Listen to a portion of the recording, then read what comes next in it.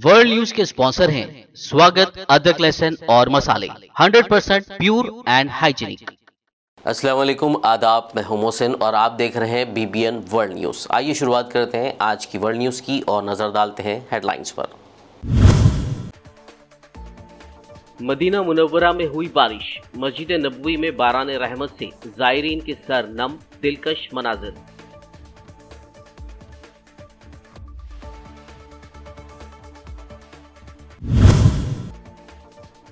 मुत्तहिदा अरब अमारात में मनाया गया यौम शोहदा। अमारात के सरबराह का कौम के नाम खुसूसी पैगाम, शोहदा को पेश किया गया जबरदस्त खिराज तहसीन।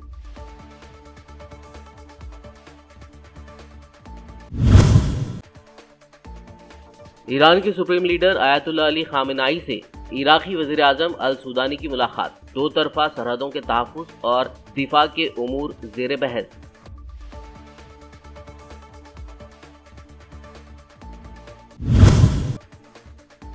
कोयटा के नवाही इलाके बलेली में बलूचिस्तान पुलिस के ट्रक पर खुदकश हमला, 2 अफराद जाँ बहक, दीगर 22 जख्मी।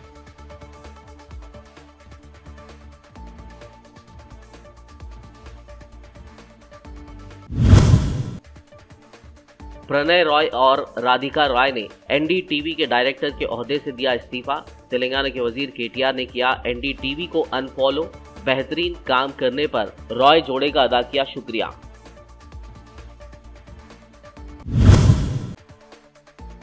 भारत में कल 1 दिसंबर को पहली रिटेल डिजिटल करेंसी होगी लॉन्च। इब्तिदाई तौर पर 4 शहरों और 4 बैंकों को इस पायलट प्रोग्राम में किया गया शामिल। और अब खबरों की तफसील। मुक़द्दस शहर मदीना मुनव्वरा में होने वाली बारान रहमत ने मस्जिद नबी सल्लल्लाहु अलैहि वसल्लम में हाज़िरी देने वाले ज़ायरीन के सरों को भिगो दिया। ज़ायरीन मदीना में बारिश के मौसम से भरपूर अंदाज में लुत्फ़अंदोज़ हुए।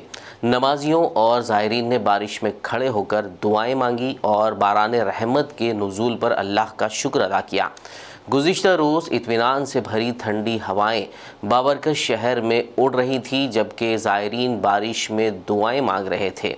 अमारतुल मदीनतुल मुनव्वरा रीजन में बारिश से लुत्फ़अंदोज़ होने के लिए मस्जिद नबी सल्लल्लाहु अलैहि वसल्लम के ज़ायरीन के लिए दिलकश मनाजिर की तस्वीर नशर की गई, जबकि मस्जिद नबवी के उमूर की एजेंसी ने मदीना में बारिश की सूरत हाल के साथ मिलकर अपनी तैयारियों में इजाफा कर दिया।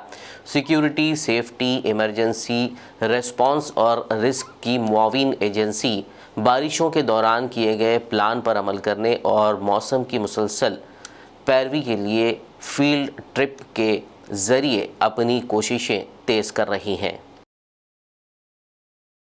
मुत्तहिदा अरब अमारात के हुक्मरानों ने अमारती शहदा की याद मनाते हुए उन्हें ज़बरदस्त खिराज तहसीन पेश किया और अमारात के नौजवानों को उन शहदा की कुर्बानियों और मेहनत वाले रास्ते की तरफ मुतवज्जो किया। मुत्तहिदा अरब अमारात में कौमी शहदा की याद में यह तकरीब हर साल 30 नवंबर को मनाई जाती है। इस तकरीब की शुरुआत साबिक़ हुक्मरान शेख खलीफा बिन ज़ायद अल नहयान ने की थी।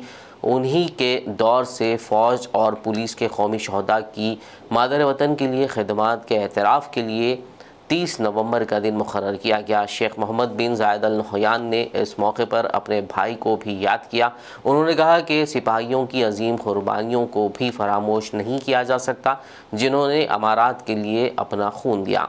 यौम शोहदा की मुनासबत से शेख मोहम्मद बिन ज़ायद अल नहयान ने कहा कि आज के दिन हम अपने उन शोहदा की याद, तहसीन और पिज़राई के लिए खड़े हैं, जिन्होंने अपनी सरज़मीन की खुद मुख्तारी के तहफ़्फ़ुज़ के लिए अपनी जानें कुर्बान कर दी और मुल्क के परचम को बुलंद रखा। पाकिस्तान टेलीकम्युनिकेशन अथॉरिटी यानी PTA के मुताबिक आलमी सबमरीन केबल में मौजूद खराबी को दूर करके पाकिस्तान में इंटरनेट सर्विस को बहाल कर दिया गया है। PTA के ट्विटर अकाउंट के मुताबिक मिस्र के करीब अबू तालिब और ज़ाफ़राना के दरमियान ज़ेर समंदर सबमरीन केबल SEAMEWE5 को नुकसान पहुंचने के बाद दुनिया भर में इंटरनेट की सर्विस मुतासिर हुई थी, जिसे रात 2 बजे ठीक कर दिया गया है और इंटरनेट सर्विस मामूल के मुताबिक चल रही है।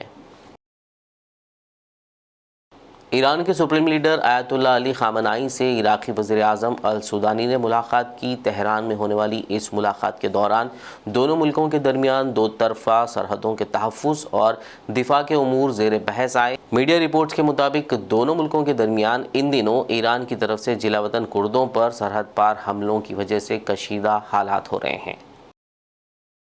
नाटो के सिक्योरिटी जनरल स्टोलनबर्ग ने कहा है कि वो रोमानिया में नाटो के वज़राए ख़ारजा के इजलास से इस पैगाम की तवक्को करते हैं कि जब यूक्रेन के तबाहशुदा इंफ्रास्ट्रक्चर की मरम्मत और यूक्रेन को रूसी फ़िज़ाई हमलों से ज़्यादा दिफा फराहम करने की बात है तो तमाम इत्तेहादी मज़ीद कुछ करने पर तैयार होंगे। बुखारेस्ट में 2 रोज़ा मुज़ाकरात के आगाज़ से क़ब्ल बात करते हुए स्टोलनबर्ग ने रिपोर्टरों को बताया कि यूक्रेन पर रूसी मिसाइल हमलों से जो कुछ तबाह हुआ है उसको दोबारा तामीर करने के लिए बहुत बड़े काम का सामना है। यूक्रेन के वज़ीर ख़ारजा अपने नाटो हम मनसबों से खिताब करने वाले हैं और स्टोलनबर्ग ने कहा है कि वो तवक्को करते हैं कि वज़ीर ख़ारजा इस सिलसिले में यूक्रेन के इत्तेहादियों की जानिब से मदद की ज़रूरत को मज़ीद उजागर करेंगे। अमेरिका ने चीन को अपने लिए सबसे बड़ा ख़तरा करार देते हुए उसके जौहरी असासों से मुतालिक रिपोर्ट जारी की है। चीन की फ़ौज से मुतालिक पेंटागन की सालाना रिपोर्ट में बताया गया है कि बीजिंग अपने बैलिस्टिक मिसाइल जदीद बनाने के लिए काम कर रहा है। चीन नए बैनुल बर्रे आज़म बैलिस्टिक मिसाइल भी तैयार कर रहा है। 2800 से ज़ायद तैयारों के साथ चीनी फ़िज़ाइया दुनिया की तीसरी बड़ी क़ुव्वत है।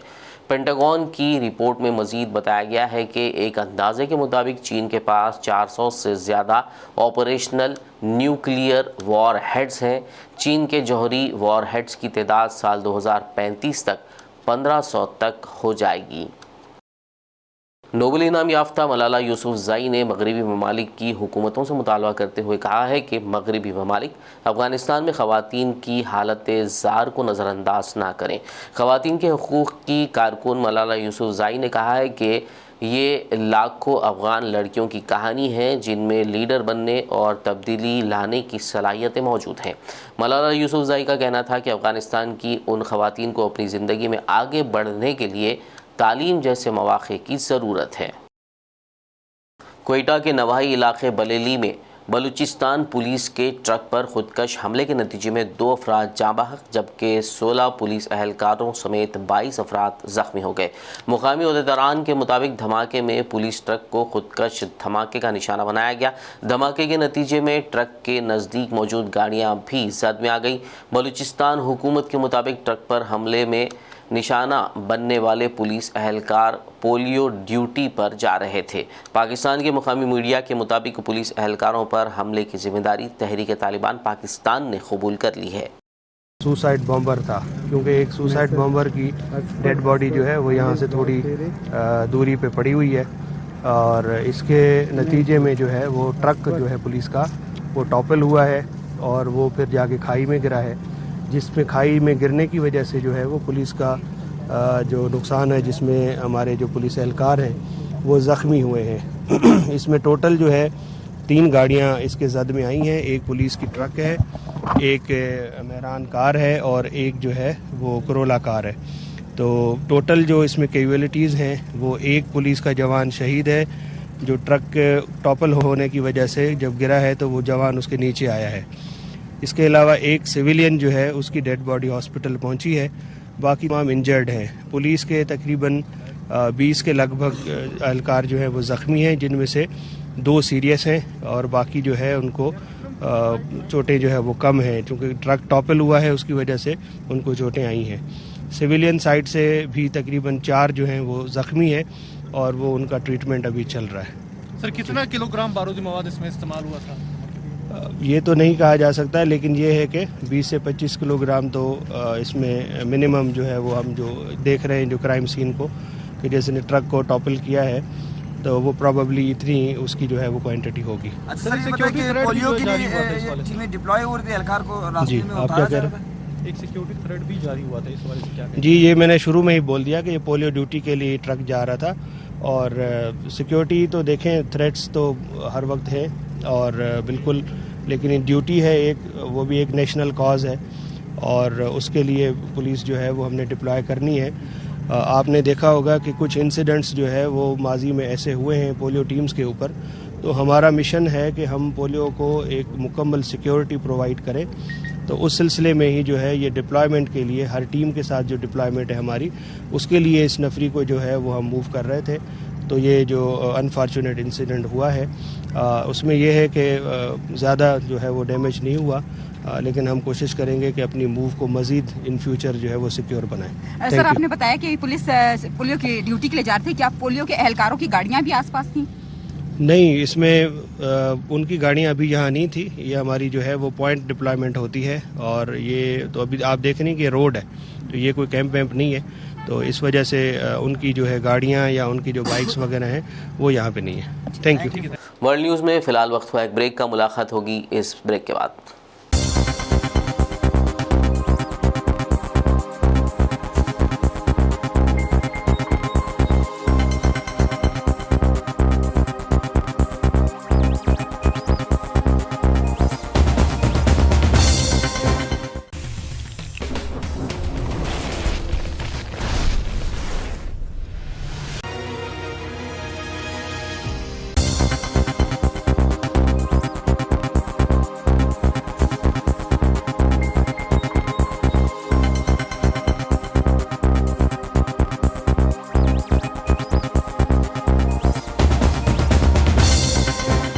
ब्रेक के बाद वर्ल्ड न्यूज़ में आपका दोबारा खैर मकदम। आइए बढ़ते मज़ीद खबरों की जानिब। भारत के शहर मुंबई के मज़ाफ़ाती इलाके गोरेगांव में इन्फिनिटी IT पार्क के पीछे घने जंगलात में मंगल की देर रात गए ज़बरदस्त आग लगने का वाक़या पेश आया। पहाड़ी को संजय गांधी नेशनल पार्क का हिस्सा बताया जाता है। संजय गांधी नेशनल पार्क के इलाके में बहुत से बड़े और छोटे जंगली जानवर हैं, जिनमें चीते, मोर और हिरन के अलावा मुख्तलिफ़ किस्म के कीड़े मकोड़े और परिंदे पाए जाते हैं।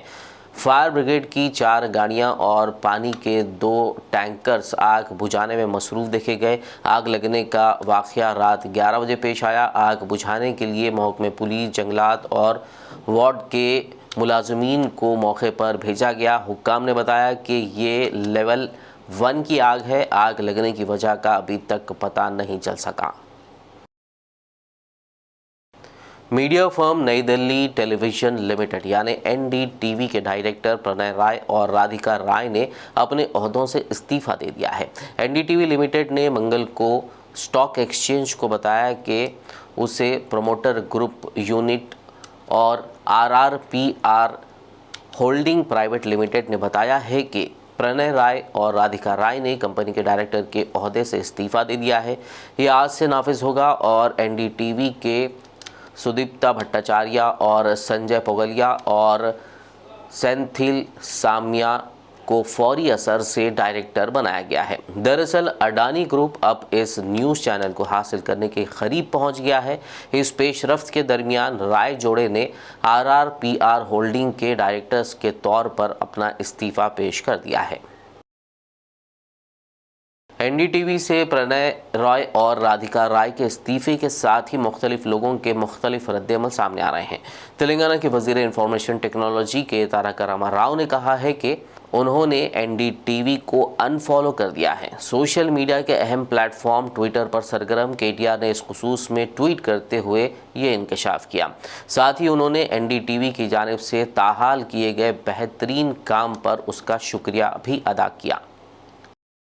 कर्नाटक के वज़ीर तालीम BC नागेश ने मणिपाल यूनिवर्सिटी के MIT कॉलेज उडुपी में पढ़ाते हुए एक टीचर के मुस्लिम कम्युनिटी के एक तालिब इल्म को ख़स्साब कहकर मुखातिब करने के वीडियो पर रद्द-ए-अमल देते हुए ये कहकर एक नया तनाज़ा खड़ा कर दिया है कि कोई बड़ी बात नहीं है। BC नागेश ने कहा कि रावण या शकुनी का लफ्ज़ तकरीबन हर कोई रोज़ाना की बुनियाद पर इस्तेमाल करता है। ये बात हम भी असेंबली में कई बार कह चुके हैं। उन्होंने कहा कि इससे कोई मसला नहीं होगा।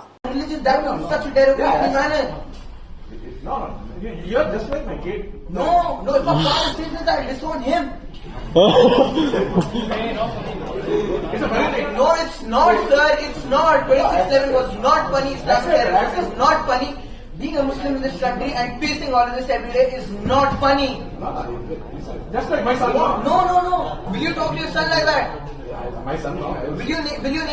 Will you call him by the name of a terrorist? No. Khalas. How can you call me like that? No problem. In front of so many people in a class. Sorry, I told you. You are a professional. You are teaching. Yeah, sorry. You can't call me that. So I told you. Right? Sir, sorry doesn't change how you think or how you portray yourself here. It is unfortunate that the incident would have not taken place. The teacher would have not used that name. But I also feel that it is not a so serious thing. Because we use the name of Ravana for many students, many times. We use the name of Shakuni many times. But that doesn't become an issue at all.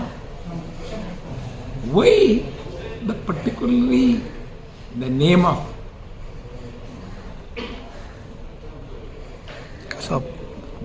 who belongs to a particular community becomes an issue? I doesn't know. Though that government has taken it seriously, they have taken action on the teacher, everything has been taken place. But why come some names becomes a national issues? I cannot understand. Bharat कल यानी 1 दिसंबर 2022 से एक साल के लिए G20 की सदारत संभालने वाला है। इस अरसे के दौरान मुल्क में मुख्तलिफ मकामात पर 32 शोबों में तकरीबन 200 मीटिंग्स होंगी। अगले साल भारत G20 की सरबराह कॉन्फ्रेंस की मेज़बानी करेगा, जो आला तरीन बैनुल अक़वामी इज्तिमात में से एक होगा। बता दें कि G20 दुनिया की बड़ी तरक्की याफ्ता और तरक्की पज़ीर मईशतों का बैन हुकूमती फ़ोरम है। इधर वज़ीर आज़म नरेंद्र मोदी ने हाल ही में G20 की भारत की सदारत के सिलसिले में उसके लोगो, मौजू और वेबसाइट का आगाज़ किया है। इसका मौजू वासुदेव कुटुंबकम यानी एक कुंबा एक मुस्तकबिल चुना गया है, जो क़दीम संस्कृत तख्लीक़ महा उपनिषद से लिया गया है। भारत कल 1 दिसंबर को अपनी पहली रिटेल डिजिटल करेंसी मुतारिफ करा रहा है। रिजर्व बैंक ऑफ इंडिया यानी RBI के मुताबिक 1 दिसंबर को ई-रुपये के पायलट प्रोग्राम का आगाज़ होगा। इब्तदाई तौर पर 4 शहरों और 4 बैंकों को इस पायलट प्रोग्राम का हिस्सा बनाया गया है। बाद-ए-ज़ा इसमें मज़ीद 9 शहरों को जोड़ा जाएगा। RBI को तवक्को है कि इस डिजिटल करेंसी से नक़द रकम पर इन्हिसार कम होगा, जबकि लोगों को निजी क्रिप्टो करेंसी से दूर रखना मुमकिन हो जाएगा। बैंक के मुताबिक इब्तदाई टेस्ट के नताइज को देखते हुए डिजिटल करेंसी में इजाफी फीचर्स और ऐप्स का इजाफा किया जाएगा। वाज़ेह हो कि RBI की जानिब से गुज़िश्ता कई बरस से शहरियों को क्रिप्टो ट्रेडिंग से दूर रखने की कोशिश की जा रही है। भारत की जानिब से डिजिटल करेंसी को इस वक्त मुतारिफ कराया जा रहा है, जब दुनिया के मुख्तलिफ ममालिक भी इस तरह के मंसूबे पर काम कर रहे हैं। गौरतलब है कि सिंगापुर के हुक्काम ने अक्टूबर 2022 में डिजिटल करेंसी की आजमाइश का ऐलान किया था, जबकि चीन की जानिब से भी इस हवाले से तजुर्बा किया जा रहा है। आखिर में एक नज़र हेडलाइंस पर। मदीना मुनव्वरा में हुई बारिश, मस्जिद नबवी में बारान रहमत से ज़ायरीन के सर नम, दिलकश मनाज़िर।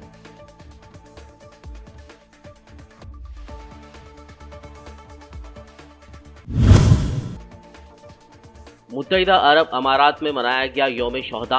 अमारात के सरबराह का कौम के नाम खुसूसी पैगाम, शोहदा को पेश किया गया जबरदस्त खिराज तहसीन।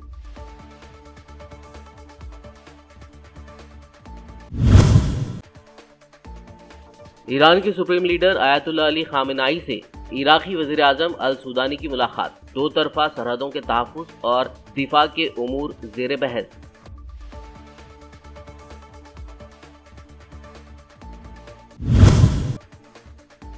कोयटा के नवाही इलाके बलेली में बलूचिस्तान पुलिस के ट्रक पर खुदकश हमला, 2 अफराद जाँ बहक, दीगर 22 जख्मी।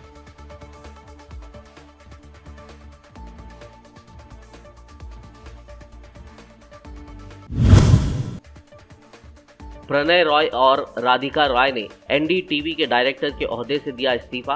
तेलंगाना के वजीर KTR ने किया NDTV को अनफॉलो, बेहतरीन काम करने पर रॉय जोड़े का अदा किया शुक्रिया।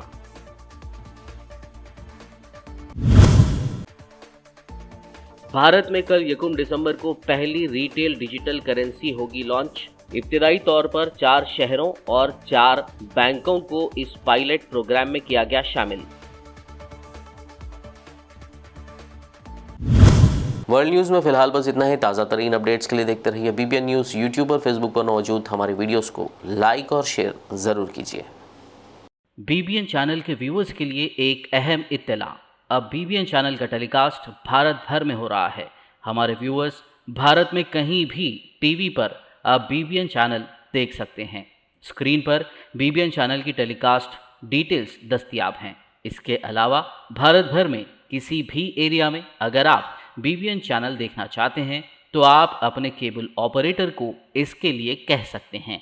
आपकी डिमांड पर वो ज़रूर BBN चैनल टेलीकास्ट करेंगे, क्योंकि BBN एक फ्री टू एयर चैनल है। इसके लिए आपको सिर्फ हमारे दिए गए नंबर पर केबल ऑपरेटर से कॉल या व्हाट्सएप पर मैसेज करवाना है।